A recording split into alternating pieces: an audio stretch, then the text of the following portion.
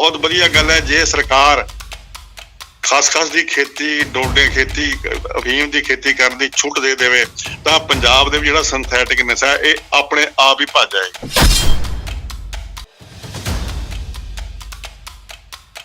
ਭੈੜੇ ਨਸ਼ੇ ਤੁਸੀਂ ਸ਼ਰਾਬ ਦੀ ਗੱਲ ਕਰ ਰਹੇ ਹੋ, ਚਿੱਟੇ ਦੀ ਗੱਲ ਕਰੋ, ਚਿੱਟੇ ਵਰਗਾ ਨਸ਼ਾ ਕਰਕੇ, ਸਮੈਕ ਵਰਗੇ ਨਸ਼ੇ, ਸਿੰਥੈਟਿਕ ਨਸ਼ੇ ਕਰਕੇ ਨੌਜਵਾਨੀ ਤੇ ਅਸਰ ਹੋ ਰਿਹਾ। ਕਿਤੇ ਨਾ ਕਿਤੇ ਮਰਦਾਨਗੀ ਵੀ ਉਹਨਾਂ ਦੀ ਜਾ ਰਹੀ ਹੈ।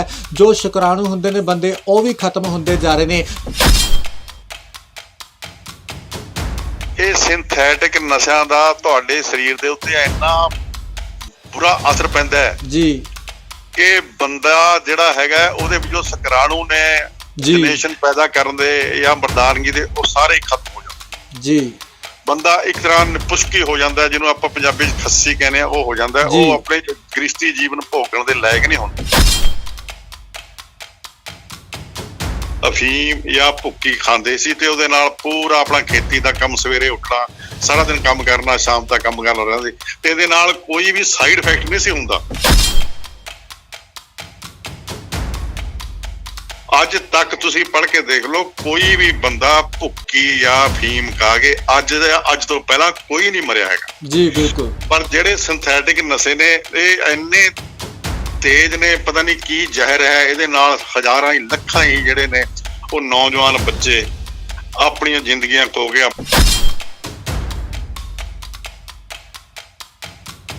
लेकिन पंजाब दे विच सरकार दी पता नहीं की पॉलिसी है, इन्हां ने शराब इन्नी खुली कर, की शराब नशा नहीं हैगा जी? शराब ਤਾਂ ਸਗੋਂ ਤੋਂ ਭੈੜੀ ਹੈ, ਕਿਉਂਕਿ ਸ਼ਰਾਬ ਪੀ ਕੇ ਤਾਂ ਬੰਦਾ ਜੁੱਤੀਆਂ ਵੀ ਖਾਂਦਾ ਫਿਰੀ ਜਾਂਦਾ। ਫੀਮ ਭੁੱਕੀ ਖਾ ਕੇ ਤਾਂ ਬੰਦਾ ਬਿਲਕੁਲ ਟੌਰੀ ਜ਼ਿੰਦਗੀ ਇੱਕ ਕੱਢਦਾ, ਆਪਣੀ ਪੂਰੀ ਸਰਦਾਰੀ ਠੁੱਕ ਰੱਖਦਾ ਹੈ।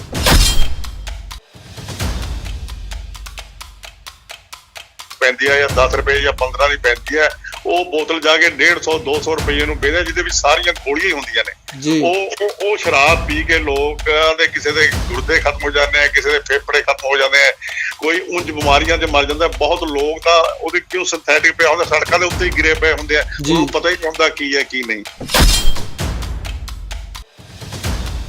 ਇਹਦੀ ਮਨਜ਼ੂਰੀ ਦੇ ਨਾਲ ਤਾਂ ਇੱਕ ਤਾਂ ਇਹ ਹੋਏਗਾ ਜਿਹੜਾ ਅਸੀਂ ਗੰਦੇ ਨਸ਼ਿਆਂ ਦੇ ਉੱਤੇ ਲੱਗੇ ਹੋਏ ਆ, ਜਿਹੜੇ ਭੈੜੇ ਨਸ਼ਿਆਂ ਦੇ ਉੱਤੇ ਲੱਗੇ ਆ, ਇੱਕ ਤਾਂ ਉਹਦੇ ਉੱਤੋਂ ਪੈਂਡਾ ਛੁੱਟੂ ਜੀ। ਨੰਬਰ 2, ਇੱਕ ਪੰਜਾਬ ਦੇ ਕਿਸਾਨ ਨੂੰ ਆਮਦਨ ਹੋਊਗੀ।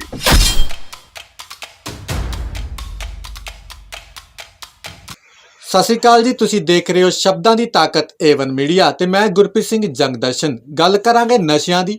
ਨਸ਼ੇ ਨੇ ਕਿਸ ਤਰ੍ਹਾਂ ਪੰਜਾਬ ਦੀ ਨੌਜਵਾਨੀ ਦਾ ਬੇੜਾ ਗਰਕ ਕੀਤਾ ਹੋਇਆ ਹੈ। ਨਸ਼ੇ ਦੋ ਪ੍ਰਕਾਰ ਦੇ ਨੇ, ਇੱਕ ਸਿੰਥੈਟਿਕ ਨਸ਼ਾ ਤੇ ਇੱਕ ਕੁਦਰਤੀ ਨਸ਼ਾ। ਸਿੰਥੈਟਿਕ ਨਸ਼ਿਆਂ ਦੀ ਜੇਕਰ ਗੱਲ ਕੀਤੀ ਜਾਵੇ ਤਾਂ ਚਿੱਟਾ, ਗੋਲੀਆਂ, ਸਮੈਕ ਤੇ ਹੋਰ ਕਈ ਤਰ੍ਹਾਂ ਦੇ ਟੀਕੇ ਇਸ 'ਚ ਆ ਜਾਂਦੇ ਨੇ, ਜੋ ਕਿ ਨੌਜਵਾਨੀ ਦਾ ਬੇੜਾ ਗਰਕ ਤੋਂ ਗਰਕ ਕਰਦੇ ਜਾ ਰਹੇ ਨੇ। ਤੁਹਾਨੂੰ ਪਤਾ ਹੀ ਹੈ, ਨਿੱਤ ਦਿਨ ਅਸੀਂ ਅਖਬਾਰਾਂ ਖਬਰਾਂ 'ਚ ਸੁਣਦੇ ਹੀ ਹਾਂ ਵੀ ਕਿਸ ਤਰ੍ਹਾਂ ਨੌਜਵਾਨ ਚਿੱਟੇ ਦਾ ਟੀਕਾ ਲਾ ਕੇ ਮਰਦੇ ਜਾ ਰਹੇ ਨੇ, ਜਾਂ ਸਮੈਕ ਪੀ ਕੇ ਕੋਈ ਵਾਲੀਆਂ ਖੋਹ ਲੈਂਦਾ ਹੈ, ਕੋਈ ਸੜਕ ਤੇ ਲੁੱਟ ਕਰ ਰਿਹਾ ਹੈ। ਕਿਸ ਤਰ੍ਹਾਂ ਮਹਿੰਗਾਈ ਤੋਂ ਤੰਗ ਆ ਕੇ ਜਾਂ ਆਪਣੀ ਤੋੜ ਤੋਂ ਤੰਗ ਆ ਕੇ ਨੌਜਵਾਨ ਇੱਕ ਗਲਤ ਰਾਸਤਾ ਚੁਣ ਲੈਂਦੇ ਨੇ। ਸੋ ਇਹ ਸਾਰੇ ਜੋ ਫੈਕਟ ਨੇ, ਇਹ ਸਿੰਥੈਟਿਕ ਨਸ਼ਾ ਉਹਨਾਂ ਦੇ ਦਿਮਾਗ ਤੇ ਪਾਉਂਦਾ, ਕਿਉਂਕਿ ਨਸ਼ੇ ਕਾਰਨ ਉਹਨਾਂ ਦਾ ਦਿਮਾਗ ਹਿੱਲ ਚੁੱਕਿਆ ਹੁੰਦਾ ਤੇ ਖਰਾਬ ਹੋ ਚੁੱਕਿਆ। ਦੂਜੇ ਪਾਸੇ ਜੇਕਰ ਮੈਂ ਗੱਲ ਕਰਾਂ ਭੁੱਕੀ ਅਤੇ ਅਫੀਮ ਦੀ, ਜੋ ਕਿ ਕੁਦਰਤੀ ਨਸ਼ੇ ਨੇ, ਤਾਂ ਇਹ ਖਾ ਕੇ ਬੰਦਾ ਆਪਣੇ ਕੰਮ ਨੂੰ ਝੋਟੇ ਵਾਂਗੂ ਕਰਦਾ ਹੈ। ਕਿਉਂਕਿ ਅਸੀਂ ਦੇਖਿਆ ਹੀ ਹੈ, ਜਦੋਂ ਸਾਡੇ ਪੁਰਾਣੇ ਜਿਹੜੇ ਬਜ਼ੁਰਗ ਹੁੰਦੇ ਸੀ ਤਾਂ ਉਹ ਥੋੜੀ ਜਿਹੀ ਫੀਮ ਦਵਾਈ ਵਾਂਗੂ ਲੈ ਲੈਂਦੇ ਤੇ ਖੇਤ ਜਾ ਕੇ ਕੰਮ ਦਾ ਪੂਰਾ ਵਾਹ ਲਾ ਦਿੰਦੇ, ਕੰਮ ਨੂੰ ਪੂਰੇ ਜ਼ੋਰ ਨਾਲ ਕਰਦੇ, ਰੋਟੀ ਪਾਣੀ ਵੀ ਖਾਣੀ, ਕਿਉਂਕਿ ਦਵਾਈ ਵਾਂਗੂ ਫੀਮ ਖਾ ਕੇ ਬੰਦੇ ਦਾ ਸਰੀਰ ਵੀ ਵਧੀਆ ਰਹਿੰਦਾ। ਮੈਂ ਗੱਲ ਕਰਤਾ ਖਿੜਿਆ ਰਹਿੰਦਾ ਤੇ ਖੁਰਾਕ ਵੀ ਬੰਦੇ ਦੇ ਸਰੀਰ ਨੂੰ ਲੱਗਦੀ ਹੈ। ਜੇਕਰ ਮੈਂ ਗੱਲ ਕਰਾਂ ਤਾਂ ਸਾਡੀਆਂ ਬੀਬੀਆਂ ਵੀ ਪਹਿਲਾਂ ਥੋੜੀ ਥੋੜੀ ਫੀਮ ਲੈ ਲੈਂਦੀਆਂ ਸੀ ਤੇ ਵਧੀਆ ਕੰਮਕਾਰ ਘਰ ਦੇ ਜਿੰਨੇ ਵੀ ਹੁੰਦੇ ਸੀ ਪੂਰਾ ਫਿਰਕੀ ਬਣ ਕੇ ਨਿਬੇੜ ਦਿੰਦੀਆਂ ਸੀ। ਸੋ ਇਸ ਸਾਰੇ ਬਾਬਤ ਗੱਲ ਕਰਾਂਗੇ, ਕਿਉਂਕਿ ਜੋ ਕੁਦਰਤੀ ਖੇਤੀ ਹੈ, ਇਹ ਅਫੀਮ ਦੀ ਖੇਤੀ ਹੈ, ਇਹਦੇ ਬਾਰੇ ਕਈ ਚਿਰ ਤੋਂ ਸਾਡੇ ਮੰਗ ਉੱਠਦੀ ਆ ਰਹੀ ਹੈ ਵੀ ਭੁੱਕੀ ਫੀਮ ਦੀ ਖੇਤੀ ਨੂੰ ਪੰਜਾਬ 'ਚ ਲਾਗੂ ਕੀਤਾ ਜਾਏ। ਕਿਉਂਕਿ ਸਾਡੇ ਗਵਾਂਢੀ ਸੂਬਿਆਂ ਦੀ ਮੈਂ ਗੱਲ ਕਰਾਂ ਤਾਂ ਉੱਥੇ ਇਹ ਖੇਤੀ ਵੀ ਹੁੰਦੀ ਹੈ ਤੇ ਉੱਥੋਂ ਆਮ ਤੌਰ 'ਤੇ ਠੇਕਿਆਂ 'ਤੇ ਮਿਲਦੀ ਵੀ ਹੈ, ਪਰ ਪੰਜਾਬ 'ਚ ਇਹ ਬਾਹਲੀ ਮਹਿੰਗੀ ਮਿਲ ਰਹੀ ਹੈ ਤੇ ਪੰਜਾਬ 'ਚ ਕਾਫੀ ਚਿਰਾਂ ਤੋਂ ਜਿਹੜੀ ਮੰਗ ਉੱਠੀ ਹੈ ਵੀ ਸਾਨੂੰ ਖੇਤੀ ਦੀ ਇਜਾਜ਼ਤ ਦਿੱਤੀ ਜਾਵੇ, ਉਹ ਕਿਉਂ ਉੱਠੀ ਹੈ, ਇਸ ਨੂੰ ਬੰਦ ਕਰਵਾਉਣ ਪਿੱਛੇ ਕਿਸ ਦੀ ਸਾਜ਼ਿਸ਼ ਸੀ, ਇਹ ਸਾਰੇ ਬਾਬਤ ਗੱਲਬਾਤ ਕਰਨ ਨੂੰ ਫੋਨ ਲਾਈਨ ਤੇ ਸਾਡੇ ਨਾਲ ਜੁੜੇ ਨੇ ਪ੍ਰੀਤਮ ਸਿੰਘ ਖਾਨਪੁਰ ਵੜਿੰਗਾ ਜੀ। ਪ੍ਰੀਤਮ ਸਿੰਘ ਜੀ, ਤੁਹਾਡਾ ਸਵਾਗਤ ਕਰਦੇ ਹਾਂ ਜੀ ਪ੍ਰੋਗਰਾਮ 'ਚ। ਗੁਰਪ੍ਰੀਤ ਜੀ, ਮੈਂ A1 ਮੀਡੀਆ ਸ਼ਬਦਾਂ ਦੀ ਤਾਕਤ ਦਾ ਧੰਨਵਾਦੀ ਹਾਂ ਜੀ। ਜੀ ਪ੍ਰੀਤਮ ਜੀ, ਕੀ ਕਹਿਣਾ ਚਾਹੋਗੇ? ਗੱਲ ਕਰਦੇ ਆ ਜੀ ਭੁੱਕੀ ਦੀ, ਫੀਮ ਦੀ। ਕੁਦਰਤੀ ਨਸ਼ਾ ਹੈ, ਕੁਦਰਤੀ ਤੌਰ ਤੇ ਵਰਤਿਆ ਜਾਂਦਾ। ਜੇਕਰ ਗੱਲ ਕੀਤੀ ਜਾਵੇ ਤਾਂ ਸਾਰੇ ਹੀ ਲੀਡਰ 100 ਚੋਂ 90% ਤੇ ਜੇਕਰ ਪੁਲਿਸ ਮਹਿਕਮੇ ਦੀ ਗੱਲ ਕੀਤੀ ਜਾਵੇ ਤਾਂ ਵੀ 90% ਤੱਕ ਇਸ ਨਸ਼ੇ ਦਾ ਸੇਵਨ ਕਰਦੇ ਨੇ, ਕੁਦਰਤੀ ਤੌਰ ਤੇ ਜੋ ਨਸ਼ਾ ਗਿਣਿਆ ਜਾਂਦਾ ਇਸ ਨੂੰ। ਫਿਰ ਕਿਉਂ ਸਰਕਾਰ ਇਸ ਦੀ ਖੇਤੀ ਦੀ ਇਜਾਜ਼ਤ ਨਹੀਂ ਦਿੰਦੀ, ਜਾਂ ਕਿਉਂ ਇਸ ਨੂੰ ਬੰਦ ਕੀਤਾ ਹੋਇਆ ਪੰਜਾਬ 'ਚ, ਕਿਉਂ ਇਸ ਦੀ ਖੁੱਲ੍ਹ ਨਹੀਂ ਦਿੱਤੀ ਜਾਂਦੀ? ਜਾਂ ਜੇਕਰ ਜਿਹੜੇ ਬੰਦੇ ਪਹਿਲਾਂ ਤੋਂ ਨਸ਼ਾ ਕਰਦੇ ਆ ਰਹੇ ਨੇ ਉਹਨਾਂ ਦੇ ਨਸ਼ੇ ਛੱਡਣ ਵਾਸਤੇ ਜੇਕਰ ਇਹਨਾਂ ਦੇ ਕਾਰਡ ਵੀ ਬਣਾਏ ਜਾਣ, ਕਿਉਂ ਨਹੀਂ ਬਣਾਏ ਜਾ ਰਹੇ? ਤੁਸੀਂ ਕਿਸ ਕਾਰਨ ਮੰਨਦੇ ਹੋ?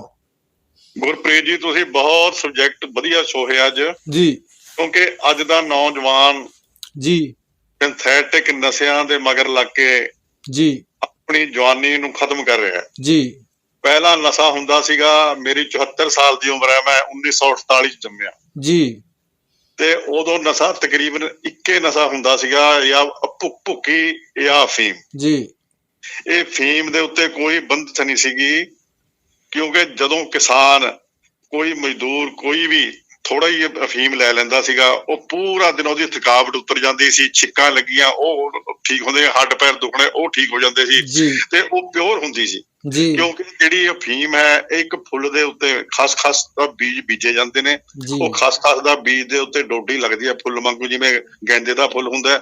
ਉਹ ਖਿੰਡ ਤੋਂ ਬਾਅਦ ਇਹਦੇ ਉੱਤੇ ਇੱਕ ਡੋਡੀ ਆ, ਉੱਤੇ ਪਿਆਜ਼ ਵਰਗਾ ਗੋਲ ਜਿਹਾ ਬਣ ਜਾਂਦਾ, ਉਹਨੂੰ ਫਿਰ ਪੱਛ ਲਾ ਕੇ ਉਹਤੇ ਕਾਲਾ ਆ ਜਾਂਦਾ, ਉਹਨੂੰ ਤਾਰ ਕੇ ਜਿਹੜੀ ਆ ਉਹ ਫੀਮ ਬਣਦੀ ਸੀ। ਜਿਹੜੀ ਉਹ ਡੋਡੇ ਦੇ ਵਿੱਚ ਹੁੰਦਾ ਸੀ ਉਹ ਖਸਖਸ ਹੁੰਦੀ ਸੀ, ਉਹਨੂੰ ਖਸਖਸ ਦੇ ਤੌਰ ਤੇ ਅੱਜ ਵੀ ਡਾਕਟਰ ਹਰ ਇੱਕ ਨੂੰ ਇਹੀ ਕਹਿੰਦੇ ਨੇ ਵੀ ਖਸਖਸ ਲਓ, ਤੁਹਾਡੇ ਸਰੀਰ ਨੂੰ। ਜਿਹੜਾ ਡੋਡੇ ਦੇ ਉੱਪਰਲਾ ਫੋਲਕ ਹੁੰਦਾ ਸੀਗਾ ਉਹਦੇ ਉੱਤੋਂ ਫੀਮ ਉਤਰ ਜਾਂਦੀ ਸੀ, ਜਿਹੜੇ ਡੋਡੇ ਦੇ ਉੱਤੇ ਪੱਛ ਲਾਉਂਦੇ ਸੀ ਉਹ ਕਾਲੇ ਰੰਗ ਦੇ ਉੱਤੇ, ਜਿਹੜੇ ਬਾਕੀ ਬੇਕਾਰ ਰਹਿੰਦੇ ਉਹਨੂੰ ਪੀਸ ਲੈਂਦੇ ਸੀ, ਉਹ ਭੁੱਕੀ ਹੋ ਜਾਂਦੀ ਸੀ। ਉਹ ਬਿਲਕੁਲ ਪਿਓਰ ਹੁੰਦੀ ਸੀ, ਜਿਹੜੀ ਕਿ ਕੋਈ ਨੁਕਸਾਨ ਨਹੀਂ ਸੀ ਕਰਦੀ। ਤੇ ਤਕਰੀਬਨ ਪੂਰੇ ਪੰਜਾਬ ਦੇ ਵਿੱਚ ਤਕਰੀਬਨ 90-95% ਲੋਕ ਕੰਮ ਕਰਨ ਵਾਲੇ ਅਫੀਮ ਜਾਂ ਭੁੱਕੀ ਖਾਂਦੇ ਸੀ, ਤੇ ਉਹਦੇ ਨਾਲ ਪੂਰਾ ਆਪਣਾ ਖੇਤੀ ਦਾ ਕੰਮ, ਸਵੇਰੇ ਉੱਠਣਾ, ਸਾਰਾ ਦਿਨ ਕੰਮ ਕਰਨਾ, ਸ਼ਾਮ ਤੱਕ ਕੰਮ ਕਰਨਾ ਰਹਿੰਦਾ ਸੀ, ਤੇ ਇਹਦੇ ਨਾਲ ਕੋਈ ਵੀ ਸਾਈਡ ਇਫੈਕਟ ਨਹੀਂ ਸੀ ਹੁੰਦਾ। ਸਾਈਡ ਇਫੈਕਟ ਹੋਣ ਨਾਲ ਇੱਕ ਤਾਂ ਖੁਰਾਕ ਵਧੀਆ ਖਾਧੀ ਜਾਂਦੀ ਸੀਗੀ, ਇੱਕ ਥਕਾਵਟ ਨਹੀਂ ਸੀ ਹੁੰਦੀ, ਇੱਕ ਕੰਮ ਵੱਧ ਹੁੰਦਾ ਸੀ। ਇੱਕ ਦੂਜੀ ਗੱਲ ਜਗਵਿੰਦਰ ਜੀ ਇਹ ਹੈ, ਅੱਜ ਤੱਕ ਤੁਸੀਂ ਪੜ੍ਹ ਕੇ ਦੇਖ ਲਓ, ਕੋਈ ਵੀ ਬੰਦਾ ਭੁੱਕੀ ਜਾਂ ਫੀਮ ਖਾ ਕੇ ਅੱਜ ਤੋਂ ਪਹਿਲਾਂ ਕੋਈ ਨਹੀਂ ਮਰਿਆ ਹੈਗਾ। ਜੀ ਬਿਲਕੁਲ। ਪਰ ਜਿਹੜੇ ਸਿੰਥੈਟਿਕ ਨਸ਼ੇ ਨੇ ਇਹ ਇੰਨੇ ਤੇਜ਼ ਨੇ, ਪਤਾ ਨਹੀਂ ਕੀ ਜ਼ਹਿਰ ਹੈ, ਇਹਦੇ ਨਾਲ ਹਜ਼ਾਰਾਂ ਹੀ ਲੱਖਾਂ ਹੀ ਜਿਹੜੇ ਨੇ ਉਹ ਨੌਜਵਾਨ ਬੱਚੇ ਆਪਣੀਆਂ ਜ਼ਿੰਦਗੀਆਂ ਖੋ ਕੇ ਆਪਣੇ ਮਾਂ ਬਾਪਾਂ ਨੂੰ ਜ਼ਿੰਦਗੀ ਭਰ ਰੋਣ ਦੇ ਉੱਤੇ ਦੱਸਦਾ। ਬਹੁਤ ਵਧੀਆ ਗੱਲ ਹੈ ਜੇ ਸਰਕਾਰ ਖਸਖਸ ਦੀ ਖੇਤੀ, ਡੋਡੇ ਖੇਤੀ, ਅਫੀਮ ਦੀ ਖੇਤੀ ਕਰਨ ਦੀ ਛੂਟ ਦੇ ਦੇਵੇ ਤਾਂ ਪੰਜਾਬ ਦੇ ਜਿਹੜਾ ਸਿੰਥੈਟਿਕ ਨਸ਼ਾ ਇਹ ਆਪਣੇ ਆਪ ਹੀ ਭੱਜ ਜਾਏ।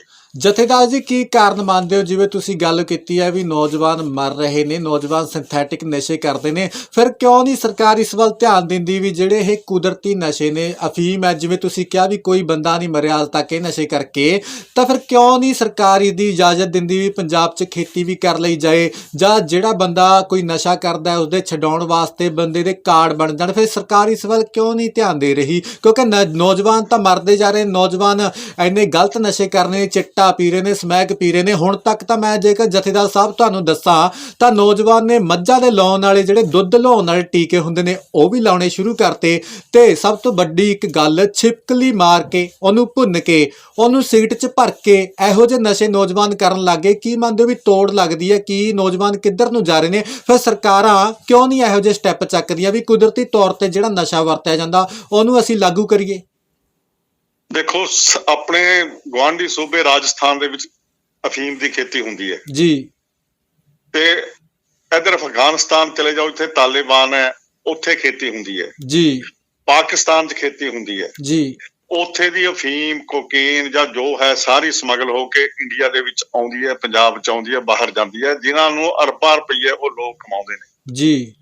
ਲੇਕਿਨ ਪੰਜਾਬ ਦੇ ਵਿੱਚ ਸਰਕਾਰ ਦੀ ਪਤਾ ਨਹੀਂ ਕੀ ਪਾਲਿਸੀ ਹੈ, ਇਹਨਾਂ ਨੇ ਸ਼ਰਾਬ ਇੰਨੀ ਖੁੱਲੀ ਕਰ, ਕੀ ਸ਼ਰਾਬ ਨਸ਼ਾ ਨਹੀਂ ਹੈਗਾ ਜੀ? ਸ਼ਰਾਬ ਤਾਂ ਸਗੋਂ ਤੋਂ ਭੈੜੀ ਹੈ, ਕਿਉਂਕਿ ਸ਼ਰਾਬ ਪੀ ਕੇ ਤਾਂ ਬੰਦਾ ਜੁੱਤੀਆਂ ਵੀ ਖਾਂਦਾ ਫਿਰੀ ਜਾਂਦਾ, ਫੀਮ ਭੁੱਕੀ ਖਾ ਕੇ ਤਾਂ ਬੰਦਾ ਬਿਲਕੁਲ ਟੌਰੀ ਜ਼ਿੰਦਗੀ ਇੱਕ ਕੱਢਦਾ, ਆਪਣੀ ਪੂਰੀ ਸਰਦਾਰੀ ਠੁੱਕ ਰੱਖਦਾ।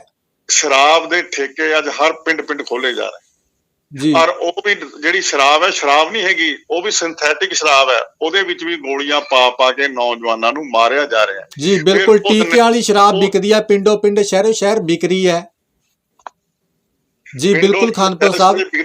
ਗਵਰਨਮੈਂਟ ਉਹਦੇ ਉੱਤੇ ਟੈਕਸ ਲੈਂਦੀ ਹੈ, ਇੰਨਾ ਟੈਕਸ ਲੈਂਦੀ ਹੈ, ਜਿਹੜੀ ਬੋਤਲ ਇੱਕ 5 ਰੁਪਏ ਦੀ ਬੋਤਲ ਪੈਂਦੀ ਹੈ ਜਾਂ 10 ਰੁਪਏ ਜਾਂ 15 ਦੀ ਪੈਂਦੀ ਹੈ, ਉਹ ਬੋਤਲ ਜਾ ਕੇ 150 200 ਰੁਪਏ ਨੂੰ ਵੇਚਦੇ, ਜਿਹਦੇ ਵਿੱਚ ਸਾਰੀਆਂ ਗੋਲੀਆਂ ਹੀ ਹੁੰਦੀਆਂ ਨੇ।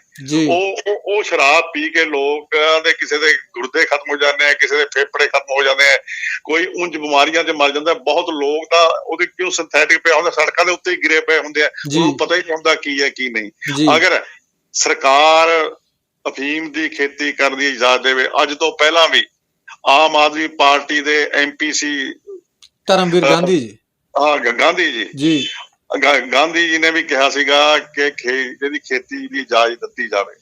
ਉਸ ਤੋਂ ਬਾਅਦ ਆਪਣੇ ਨਵਤੇਜ ਸਿੰਘ ਸਿੱਧੂ ਦੀ ਘਰ ਵਾਲੀ ਜੋ ਡਾਕਟਰ ਹੈ, ਜਿਹਨੂੰ ਪਤਾ ਹੈ ਵੀ ਅਫੀਮ ਕਿੱਥੇ ਕਿੱਥੇ ਕੰਮ ਆਉਂਦੀ ਹੈ, ਇਹਦੇ ਫਾਇਦੇ ਕੀ ਕੀ ਨੇ, ਉਹਨੇ ਵੀ ਹੁਣ ਆਪਣੇ ਬਿਆਨ ਦੇ ਵਿੱਚ ਕਿਹਾ ਕਿ ਸਰਕਾਰ ਨੂੰ ਚਾਹੀਦਾ ਹੈ ਕਿ ਅਫੀਮ ਦੀ ਖੇਤੀ ਦੀ ਪੰਜਾਬ ਦੇ ਵਿੱਚ ਮਨਜ਼ੂਰੀ ਦੇਣੀ ਚਾਹੀਦੀ ਹੈ। ਇਹਦੀ ਮਨਜ਼ੂਰੀ ਦੇ ਨਾਲ ਤਾਂ ਇੱਕ ਤਾਂ ਇਹ ਹੋਏਗਾ, ਜਿਹੜਾ ਅਸੀਂ ਗੰਦੇ ਨਸ਼ਿਆਂ ਦੇ ਉੱਤੇ ਲੱਗੇ ਹੋਏ ਆ, ਜਿਹੜੇ ਭੈੜੇ ਨਸ਼ਿਆਂ ਦੇ ਉੱਤੇ ਲੱਗੇ ਆ, ਇੱਕ ਤਾਂ ਉਹਦੇ ਉੱਤੋਂ ਪੈਂਡਾ ਛੁੱਟ ਜੂਗਾ। ਨੰਬਰ 2, ਇੱਕ ਪੰਜਾਬ ਦੇ ਕਿਸਾਨ ਨੂੰ ਆਮਦਨ ਹੋਊਗੀ। ਕੋਈ ਪੰਜਾਬ ਦਾ ਕਿਸਾਨ ਪਾਗਲ ਨਹੀਂ, ਜੇ ਅਫੀਮ ਜਾਂ ਭੁੱਕੀ ਦੀ ਖੇਤੀ ਹੋਵੇਗੀ ਸਾਰਾ ਦਿਨ ਉਹੀ ਪੀਂਦਾ ਰਹੂਗਾ। ਹੁਣ ਜੇ ਸ਼ਰਾਬ ਦੀ ਖੁੱਲੀ ਹੈ ਤਾਂ ਇਹ ਥੋੜੀ ਆ ਵੀ ਸਾਰਾ ਦਿਨ ਬੰਦਾ ਸ਼ਰਾਬ ਪੀਂਦਾ, ਸ਼ਰਾਬ ਦਾ ਵੀ ਟਾਈਮ ਹੈ, ਪਰ ਉਹ ਟਾਈਮ ਤੇ ਪੀਂਦਾ, ਉਹ ਵੀ ਮਾੜੀ ਪੀਂਦਾ, ਚੰਗੀ ਨਹੀਂ ਮਿਲਦੀ ਉਹਨੂੰ। ਅੱਜ ਚੰਗੀ ਜੇ ਬੋਤਲ ਲਾਉਂਗੇ ਤਾਂ 700-800 1000 ਰੁਪਏ ਤੋਂ ਘੱਟ ਨਹੀਂ ਆਉਂਦੀ। ਇੱਕ ਗਰੀਬ ਬੰਦਾ ਜਿਹੜਾ 400-300 ਦਿਹਾੜੀ ਲੈਣ ਵਾਲਾ, ਉਹ 100 ਰੁਪਏ ਵਾਲੀ ਬੋਤਲ ਲਊਗਾ, ਜਿਹਦੇ ਵਿੱਚ ਗੋਲੀਆਂ ਆਉਂਦੀਆਂ। ਜੀ ਖਾਨਪੁਰ ਸਾਹਿਬ, ਇੱਕ ਹੋਰ ਸਵਾਲ ਹੈ ਮੇਰਾ ਵਿੱਚ, ਮੈਂ ਤੁਹਾਡੀ ਗੱਲ ਟੋਕਣੀ ਚਾਹਵਾਂ। ਜਿਵੇਂ ਕਿ ਇਸ ਨਸ਼ੇ ਦੇ, ਜੋ ਕਿ ਭੈੜੇ ਨਸ਼ੇ, ਤੁਸੀਂ ਸ਼ਰਾਬ ਦੀ ਗੱਲ ਕਰ ਰਹੇ ਹੋ, ਚਿੱਟੇ ਦੀ ਗੱਲ ਕਰ ਰਹੇ ਹੋ, ਚਿੱਟੇ ਵਰਗਾ ਨਸ਼ਾ ਕਰਕੇ, ਸਮੈਕ ਵਰਗੇ ਨਸ਼ੇ, ਸਿੰਥੈਟਿਕ ਨਸ਼ੇ ਕਰਕੇ ਨੌਜਵਾਨੀ ਤੇ ਅਸਰ ਹੋ ਰਿਹਾ। ਕਿਤੇ ਨਾ ਕਿਤੇ ਮਰਦਾਨਗੀ ਵੀ ਉਹਨਾਂ ਦੀ ਜਾ ਰਹੀ ਹੈ, ਜੋ ਸ਼ੁਕਰਾਣੂ ਹੁੰਦੇ ਨੇ ਬੰਦੇ, ਉਹ ਵੀ ਖਤਮ ਹੁੰਦੇ ਜਾ ਰਹੇ ਨੇ। ਮੈਂ ਤਾਂ ਇੱਥੇ ਤੱਕ ਗੱਲਾਂ ਸੁਣੀਆਂ ਨੇ, ਇੱਕ ਮੀਡੀਆ ਤੇ ਇੱਕ ਬੀਬੀ ਬੋਲ ਰਹੀ ਸੀ ਵੀ ਇੱਕ ਤਰੀਕੇ ਨਾਲ DNA ਕਰਾਇਆ ਜਾਵੇ, ਤੇ ਜਿਹੜੇ ਅੱਗੇ ਆਉਣ ਵਾਲੀ ਪੀੜ੍ਹੀ ਹੈ ਵੀ ਉਹ ਬੇਬੀ ਟਿਊਬ ਸੈਂਟਰ ਜਿਹੜੇ ਪੰਜਾਬ 'ਚ ਖੋਲ੍ਹੇ ਗਏ ਨੇ, ਬਈ ਪਹਿਲਾਂ ਤਾਂ ਕੋਈ ਸਾਡੇ ਪੰਜਾਬ 'ਚ ਬੇਬੀ ਟਿਊਬ ਸੈਂਟਰ ਨਹੀਂ ਹੁੰਦਾ ਸੀ, ਪਰ ਹੁਣ ਖੁੱਲ੍ਹਣੇ ਸ਼ੁਰੂ ਹੋ ਗਏ। ਕਿਉਂ ਖੁੱਲ੍ਹਣੇ ਸ਼ੁਰੂ ਹੋ ਗਏ? ਕਿਉਂਕਿ ਨਸ਼ਿਆਂ ਦੀ ਸਿੰਥੈਟਿਕ ਨੇ ਸਾਡੀ ਨੌਜਵਾਨੀ ਨੂੰ ਇੱਕ ਤਰੀਕੇ ਨਾਲ ਖਤਮ ਕਰਤਾ, ਤੇ ਉਸ ਤੋਂ ਬਾਅਦ ਜਿਹੜੇ ਪ੍ਰਭਾਵ ਨੇ ਬੰਦੇ ਦੀ ਸਿੱਧਾ ਮਰਦਾਨਗੀ ਤੇ ਪਾਉਂਦੇ ਨੇ। ਤੁਸੀਂ ਕਿਵੇਂ ਦੇਖਦੇ ਹੋ? ਮੈਂ ਗੁਰਜੀਤ ਜੀ ਇਹੀ ਗੱਲ ਕਰ ਰਹੀ ਸੀ, ਤੁਸੀਂ ਮੇਰੇ ਤੋਂ ਗੱਲ ਇਹ ਲੈ ਲਈ ਹੈ। ਜਿਹੜੇ ਇਹ ਸਿੰਥੈਟਿਕ ਨਸ਼ੇ ਨੇ, ਇਹ ਸਿੰਥੈਟਿਕ ਨਸ਼ਿਆਂ ਦਾ ਤੁਹਾਡੇ ਸਰੀਰ ਦੇ ਉੱਤੇ ਇੰਨਾ ਬੁਰਾ ਅਸਰ ਪੈਂਦਾ ਹੈ ਕਿ ਬੰਦਾ ਜਿਹੜਾ ਹੈਗਾ ਉਹਦੇ ਵਿੱਚੋਂ ਸ਼ੁਕਰਾਣੂ ਨੇ ਜਨਰੇਸ਼ਨ ਪੈਦਾ ਕਰਨ ਦੇ ਜਾਂ ਮਰਦਾਨਗੀ ਦੇ, ਉਹ ਸਾਰੇ ਖਤਮ ਹੋ ਜਾਂਦੇ। ਬੰਦਾ ਇੱਕ ਤਰ੍ਹਾਂ ਨਿਪੁਸ਼ਕੀ ਹੋ ਜਾਂਦਾ, ਜਿਹਨੂੰ ਆਪਾਂ ਪੰਜਾਬੀ 'ਚ ਖੱਸੀ ਕਹਿੰਦੇ ਆ, ਉਹ ਹੋ ਜਾਂਦਾ। ਉਹ ਆਪਣੇ ਗ੍ਰਸਤੀ ਜੀਵਨ ਭੋਗਣ ਦੇ ਲਾਇਕ ਨਹੀਂ ਹੁੰਦਾ। ਜਦੋਂ ਇਹ ਲਾਇਕ ਨਹੀਂ ਹੁੰਦਾ, ਫਿਰ ਉਹ ਇਸ ਤੋਂ ਦੁਖੀ ਆ ਕੇ ਖੁਦਕਸ਼ੀ ਕਰਦਾ ਕਿ ਉਹ ਵਿਆਹ ਨਹੀਂ ਕਰਾ ਸਕਦਾ ਹੈਗਾ। ਇਸ ਲਈ ਜਿਹੜੇ ਲੋਕ, ਅਗਲੀ ਜਨਰੇਸ਼ਨ ਜਿਹੜੀ ਆ ਰਹੀ ਹੈ, ਉਹ ਮੈਂ ਸਮਝਦਾ ਜਿਹੜੇ ਅੱਗੇ ਬੱਚੇ, ਜਿਹੜੇ ਨਸ਼ਿਆਂ ਦੇ ਅੱਗੇ ਬੱਚੇ ਪੈਦਾ ਹੋਣਗੇ, ਉਹ ਵੀ ਖੁਸਰੇ ਹੀ ਪੈਦਾ ਹੋਣਗੇ। ਡਾਕਟਰ ਗੁਰਸਰਨ ਕੌਰ ਜੀ ਜੋ ਰਜਿੰਦਰਾ ਹਸਪੀਟਲ ਵਿੱਚ ਹੈਡ ਨੇ, ਉਹਨਾਂ ਦੀ ਪਿੱਛੇ ਮੈਂ ਇੱਕ ਲੈਕਚਰ ਸੁਣਿਆ, ਉਹਨਾਂ ਨੇ ਇਹੀ ਗੱਲ ਕਿਹਾ ਵੀ ਅਸੀਂ ਨੌਜਵਾਨ ਇੰਨਾ ਸਿੰਥੈਟਿਕ ਨਸ਼ਿਆਂ ਦੇ ਵਿੱਚ ਗ੍ਰਸਤ ਹੋ ਚੁੱਕਿਆ ਕਿ ਉਹਦੇ ਖੂਨ ਦੇ ਵਿੱਚ ਹੀ ਪੂਰਾ ਜੋ ਸਿਲਸਿਲਾ ਸੀ ਉਹ ਸਾਰਾ ਹੀ ਹੋ ਚੁੱਕਿਆ, ਉਹ ਨਪੁਸ਼ਕ ਹੋ ਚੁੱਕਿਆ। ਤੇ ਉਹ ਨਪੁਸ਼ਕ ਹੋਣ ਕਰਕੇ ਜਿਹੜੇ ਅੱਗੇ ਲੋਕ ਆਪਣੇ ਪਰਿਵਾਰ ਨੇ, ਉਹ ਕਹਿੰਦੇ ਸਾਡੇ ਅੱਗੇ ਖਾਨਦਾਨ ਵਧਣਾ ਚਾਹੀਦਾ, ਉਹ ਬੱਚਾ ਪੈਦਾ ਕਰਨ ਦੇ ਕਾਬਲ ਨਹੀਂ ਹੁੰਦਾ ਹੈਗਾ। ਫਿਰ ਬੇਬੀ ਸੈਂਟਰ, ਟਿਊਬ ਸੈਂਟਰ, ਜਿਹਨੂੰ ਆਪਾਂ ਟਿਊਬ ਬੇਬੀ ਕਹਿੰਦੇ ਆ, ਉਹ ਖੁੱਲ ਗਏ ਨੇ ਪੰਜਾਬ ਦੇ। ਜੀ ਬਿਲਕੁਲ, ਪਹਿਲਾਂ ਕੋਈ ਨਹੀਂ ਹੁੰਦਾ ਸੀ, ਪਰ ਅੱਜ ਖੁੱਲ ਗਏ ਨੇ। ਦੇਖੋ ਕਿੰਨੀ ਵੱਡੀ ਤਰਾਸਦੀ ਹੈ। ਪਹਿਲਾਂ ਗੁਰਜੀਤ ਜੀ ਇਹ ਨੌਬਤ ਹੀ ਨਹੀਂ ਸੀਗੀ। ਹਰ ਬੰਦਾ ਜਵਾਨ ਸੀ, ਚੰਗੀ ਖੁਰਾਕਾਂ ਖਾਂਦਾ ਸੀ। ਤੁਸੀਂ ਦੇਖ ਲਓ ਜਿਹੜੇ ਪੁਰਾਣੇ ਬਜ਼ੁਰਗ ਨੇ, ਉਹ ਕੰਮ ਵੀ ਕਰਦੇ ਸੀ ਤੇ ਫੀਮ ਵੀ ਖਾਂਦੇ ਸੀ, ਉਹਨਾਂ ਦੇ ਕੋਲ 8-8, 9-9, 10-10 ਬੱਚੇ ਹੁੰਦੇ ਸੀ। ਕਦੇ ਇਹ ਨੌਬਤ ਨਹੀਂ ਸੀ ਹੁੰਦੀ ਟਿਊਬ ਬੱਚਾ ਪੈਦਾ ਕਰਨ ਦੀ। ਇਹ ਨੌਬਤ ਕਿਉਂ ਆਈ ਹੈ? ਇਹ ਸਿੰਥੈਟਿਕ। ਅੱਜ ਦੇਖ ਲਓ ਅਫਗਾਨਿਸਤਾਨ 'ਚ ਫੀਮ ਪੈਦਾ ਹੁੰਦੀ ਹੈ। ਅਫਗਾਨਿਸਤਾਨ ਦੇ ਤੁਸੀਂ ਜਵਾਨ ਦੇਖੋ, 6 ਫੁੱਟ 4 ਇੰਚ, 6 ਫੁੱਟ 5 ਇੰਚ, 6 ਫੁੱਟ ਤੋਂ ਉੱਤੇ ਉਹਨਾਂ ਦੇ ਲਾਲ ਰੰਗ ਨੇ, ਬਿਲਕੁਲ ਲਾਲ ਰੰਗ ਨੇ, ਕਿਉਂਕਿ ਉਹ ਜੋ ਚੀਜ਼ ਆਪਣੇ ਹੱਥੀਂ ਆਪਣੇ ਖੇਤ 'ਚ ਪੈਦਾ ਕਰਕੇ ਆਪ ਵਰਤਦੇ ਨੇ, ਤੇ ਉਸ ਦੀ ਅੱਗੇ ਉਹ ਆਮਦਨ ਕਰਦੇ ਨੇ ਹੋਰ ਦੇਸ਼ਾਂ ਦੇ ਵਿੱਚ ਭੇਜ ਕੇ, ਜਿੱਥੇ ਉਹਨਾਂ ਦੀ ਉਹ ਹੈਗੀ ਹੈ। ਇਸ ਲਈ ਆ ਜਿਹੜਾ ਸਾਡੇ ਕਲਚਰ ਸਿੰਥੈਟਿਕ ਦਾ ਚੱਲਿਆ, ਇਹ ਸਿੰਥੈਟਿਕ ਦੇ ਇੱਕ ਵਾਰ ਜਿਹਦੇ ਮੂੰਹ ਨੂੰ ਇਹ ਸਿੰਥੈਟਿਕ ਨਸ਼ਾ ਲੱਗ ਗਿਆ, ਚਾਹੇ ਉਹ ਕੀ ਕਹਿੰਦੇ ਇਹਨੂੰ, ਚਿੱਟਾ ਹੋ ਗਿਆ, ਸਮੈਕ ਹੋ ਗਈ, ਸਮੈਕ ਜਾਂ ਚਿੱਟਾ ਹੋ ਗਏ, ਉਹ ਫਿਰ ਜ਼ਿੰਦਗੀ ਭਰ ਹੋਰ ਨਸ਼ਾ ਨਹੀਂ ਹੈ। ਉਹ ਹੋਰ ਤਾਂ ਛੱਡੋ, ਲੋਕ ਟੀਕੇ ਵੀ ਲਾਉਣ ਲੱਗ ਲਏ ਨੇ ਨਸ਼ਿਆਂ ਦੇ।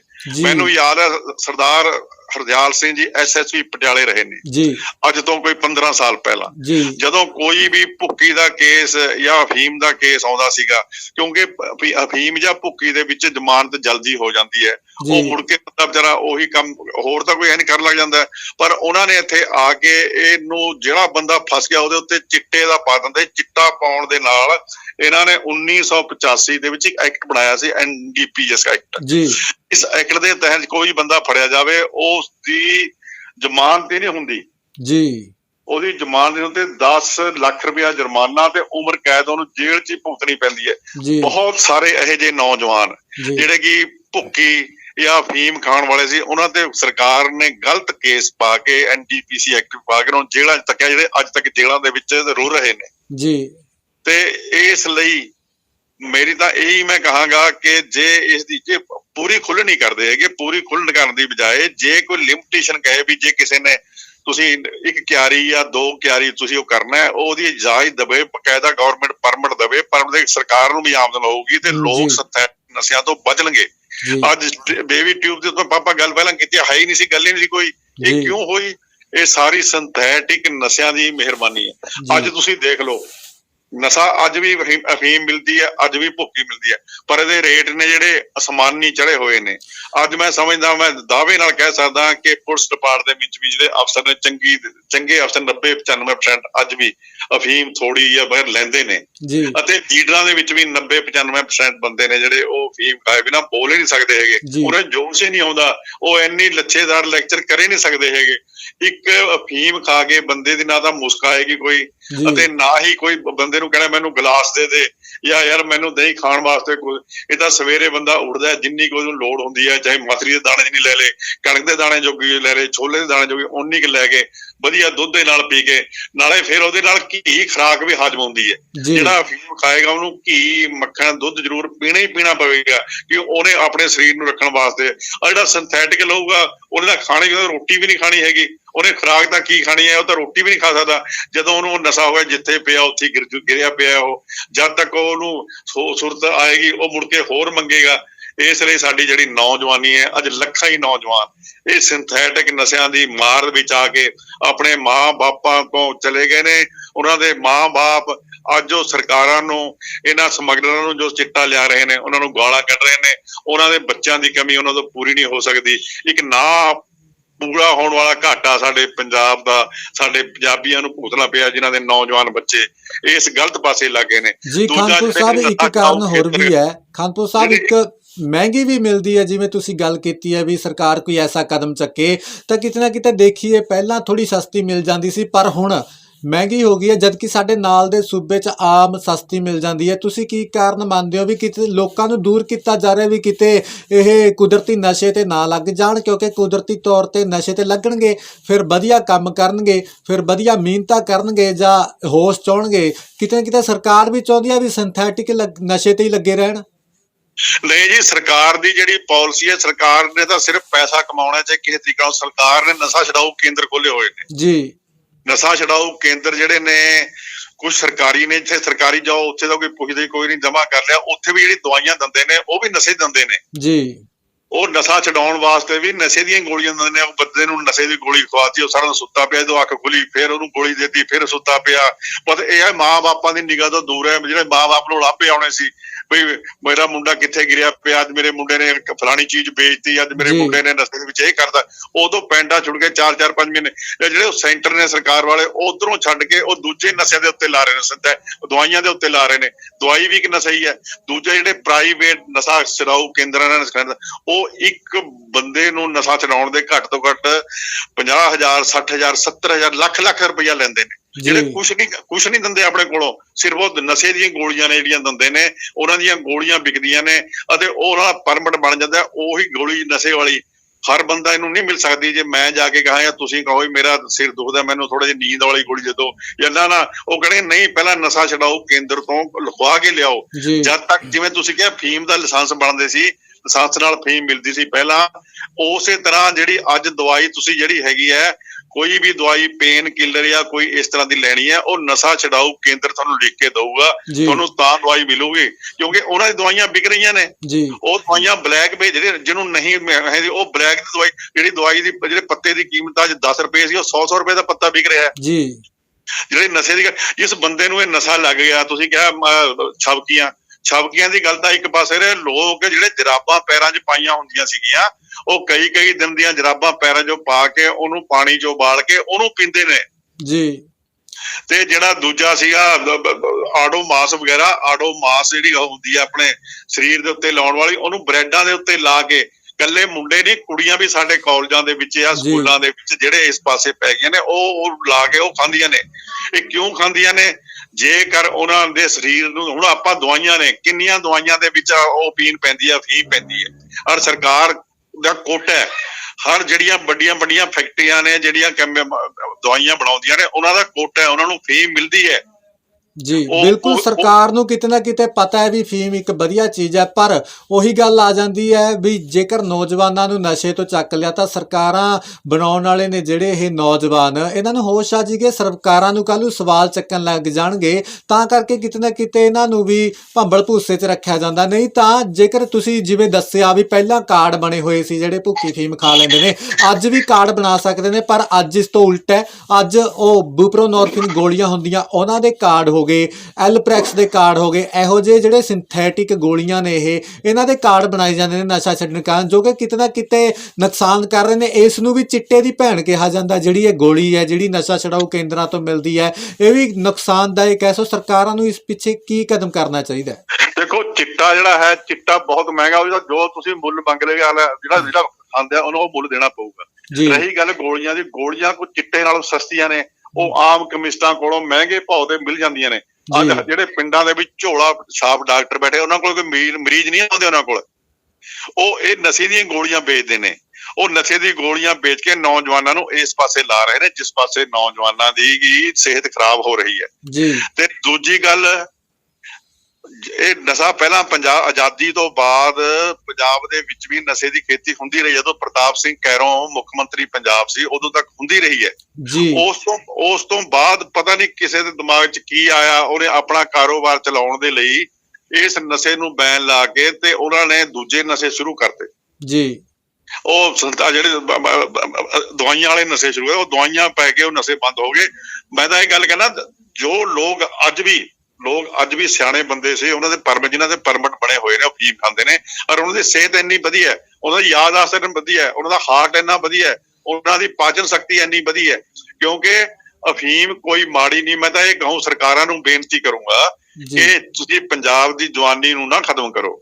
ਪੰਜਾਬ ਦੇ ਜਵਾਨਾਂ ਨੂੰ ਸਿੰਥੈਟਿਕ ਨਸ਼ੇ ਵਾਲੇ ਪਾਸਿਓਂ ਬਚਾਉਣ ਦੇ ਲਈ ਤੁਹਾਨੂੰ ਕੋਈ ਨਸ਼ਾ ਛਡਾਊ ਖੇਤਰ ਖੋਲਣ ਦੀ ਲੋੜ ਨਹੀਂ ਪੈਣੀ। ਜੇ ਤੁਸੀਂ ਪੰਜਾਬ ਦੇ ਵਿੱਚ ਖਸਖਸ ਦੀ ਖੇਤੀ, ਅਸੀਂ ਖਸਖਸ ਹੁੰਦੀ ਹੈ, ਖਸਖਸ ਦੀ ਖੇਤੀ ਨੂੰ ਅਲਾਓ ਕਰ ਦੋ ਨਾ, ਜਿੰਨੇ ਤੁਹਾਡੀ ਤਾਂ ਬਿਮਾਰੀਆਂ ਘਟ ਜਾਣਗੀਆਂ ਜੀ। ਖਾਨਪੁਰ ਸਾਹਿਬ ਕਿਹੜੀ ਪਾਰਟੀ ਕਰ ਸਕਦੀ ਹੈ? ਕਿਉਂਕਿ ਹਰ ਪਾਰਟੀ ਇਹ ਆਵਾਜ਼ ਚੱਕ ਦਿੰਦੀ ਹੈ, ਕੁਛ ਨਾ ਕੁਛ ਵਿਧਾਇਕ ਚੱਕਦੇ ਨੇ, ਪਰ ਕੌਣ ਕਰ ਸਕਦਾ? ਕਿਉਂਕਿ ਹੁਣ ਚੋਣਾਂ ਆ ਰਹੀਆਂ ਨੇ, ਇਹ ਇੱਕ ਵੱਡੀ ਗੱਲ ਹੋ ਸਕਦੀ ਹੈ। ਜੇਕਰ ਕੋਈ ਪਾਰਟੀ ਕਹਿ ਦੇ ਵੀ ਅਸੀਂ ਇਹ ਕਰ ਸਕਦੇ ਹਾਂ, ਇਸ ਖੇਤੀ ਦੀ ਇਜਾਜ਼ਤ ਦੇ ਸਕਦੇ ਹਾਂ, ਇੱਕ ਵੱਡਾ ਮੁੱਦਾ ਹੋ ਸਕਦਾ ਪੰਜਾਬ ਦਾ। ਜਿਹੜੀ ਪਾਰਟੀ ਵੀ ਜੀ ਇਹਦੀ ਖੁੱਲ ਦੇ ਦੇਵੇ ਜਾਂ ਆਪਣੇ ਚੋਣ ਮੈਨੀਫੈਸਟੋ ਦੇ ਵਿੱਚ ਇਹ ਐਲਾਨ ਕਰ ਦੇ ਕਿ ਜੇ ਮੇਰੀ ਸਰਕਾਰ ਬਣ ਗਈ, ਮੈਂ ਖਸਖਸ ਦੀ ਖੇਤੀ। ਜੇ ਤੁਸੀਂ ਸ਼੍ਰੋਮਣੀ ਅਕਾਲੀ ਦਲ ਦੇ ਬੁਲਾ ਰਹੇ ਹੋ, ਤੁਹਾਡੀ ਪਾਰਟੀ ਕਰ ਸਕਦੀ ਹੈ?